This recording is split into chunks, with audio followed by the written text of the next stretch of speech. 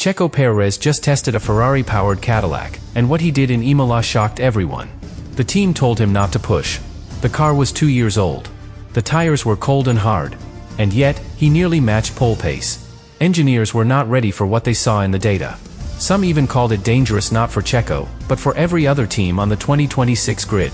Because if this is what Cadillac looks like now, imagine what happens when they unleash their real car. Sergio, Checo Pérez strapped into a Ferrari-powered machine in Imola not for a race, not for glory, but for a test. And yet, what he delivered in those 2 days made the entire Formula One paddock pause. The car was blacked out. No Cadillac logos. No sponsors. Just raw carbon fiber and purpose. He wasn't supposed to break records. He wasn't even supposed to push. But what he did, completely rewrote expectations.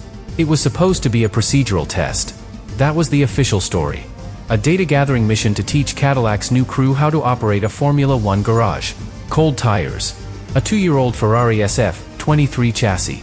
Limited setup changes. Low grip conditions. Nothing that screamed performance. But here's the twist, Checo made it scream anyway. Within laps, he started posting times that shouldn't have been possible. Not in those conditions. Not in that car. On his second long run of the day, with hard compound tires and track temperatures barely above freezing, Pérez clocked a lap that was only tenths off what Charles Leclerc had achieved in free practice 1 with a brand new Ferrari and soft tires. Engineers behind the wall scrambled to double-check telemetry. Analysts whispered about understated brilliance. The data didn't just surprise, it alarmed. Because no one, absolutely no one, expected pace like that from a driver who had been out of a Formula One cockpit for nearly a year. Inside the garage, there was tension. Not fear, but something more serious. Awareness. Awareness that something rare was happening. A 2-time Monaco podium finisher, a proven winner, was extracting elite-level performance from outdated equipment, with no prep time, under conservative instructions. And if he could do this in a test car, what would happen when the real Cadillac Challenger is revealed in January? What does that mean for the midfield in 2026? Or even the top teams? That's when whispers turned into warnings.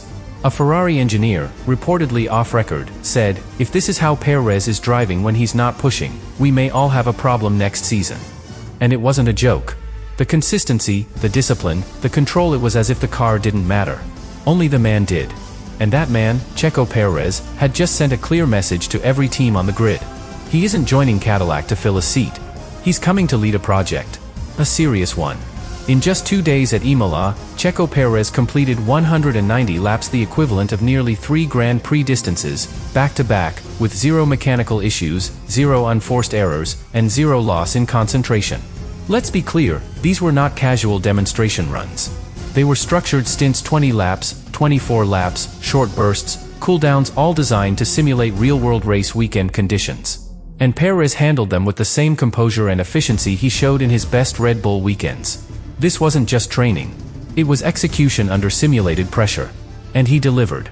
Day 1 began under extremely challenging conditions. Track temperature barely reached 18 degrees Celsius, and ambient temperatures hovered around 10.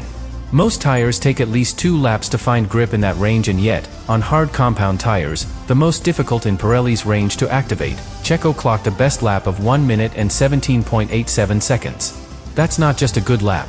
That's a competitive time, especially in a 2-year-old Ferrari SF23 with a basic setup.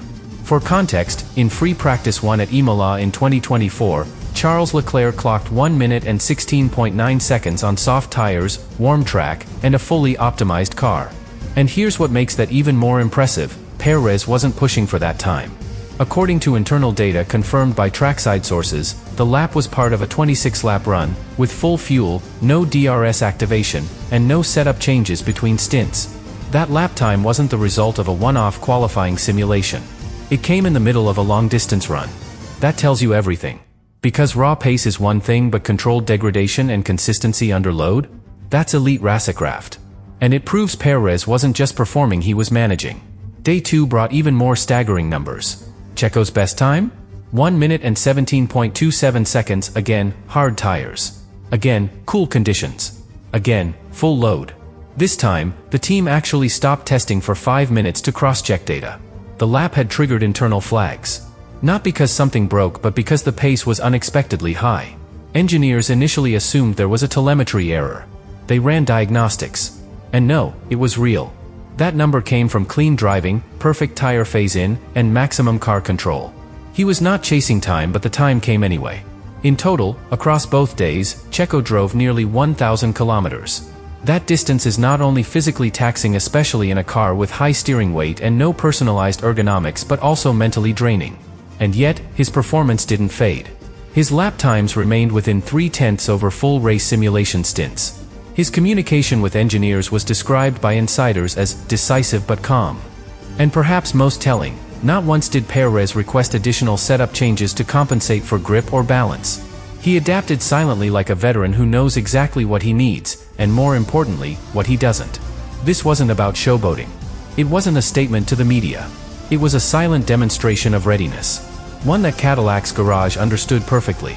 Because when you see a driver perform this cleanly, in equipment he's unfamiliar with, under conditions meant to slow him down, it tells you everything you need to know. Checo Pérez didn't just pass the test. He set the standard. What Cadillac staged at Imola wasn't about performance, not officially. On paper, this was a procedural test registered under the FIA's TPC regulations, a training purpose car, at least 2 seasons old, using standardized parts, and run outside of race weekends. But in practice? It was a full-scale race operation simulation. They weren't testing how fast the SF-23 could go. They were testing how quickly a team could become an F1 team from scratch. And for that to work, they needed one element above all else, a driver who could carry that load without blinking. That's why they called Checo Pérez. From the outside, it looked simple. A 2-day session. One driver. One black car. But behind the pit wall, there were 50 engineers, split evenly between Cadillac and Ferrari. Every pit stop, every data sync, every radio call was rehearsed in real time. Ferrari provided their tools, their systems, and most crucially their people.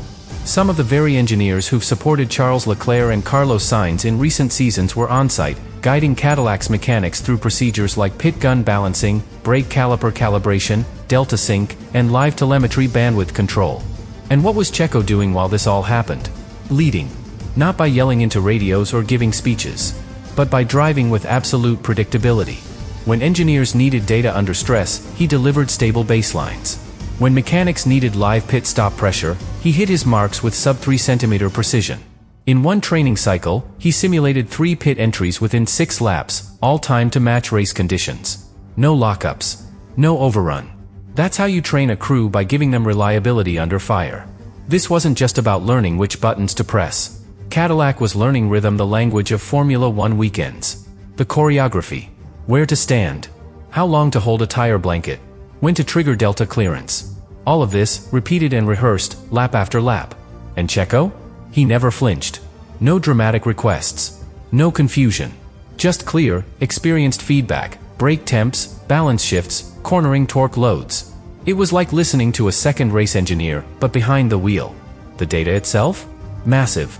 Over 2 terabytes of telemetry across the 2 days. That included G-load maps, tire surface temperatures, pedal trace overlays, and ERS deployment curves. And remember, this is all in a car that was never meant to impress.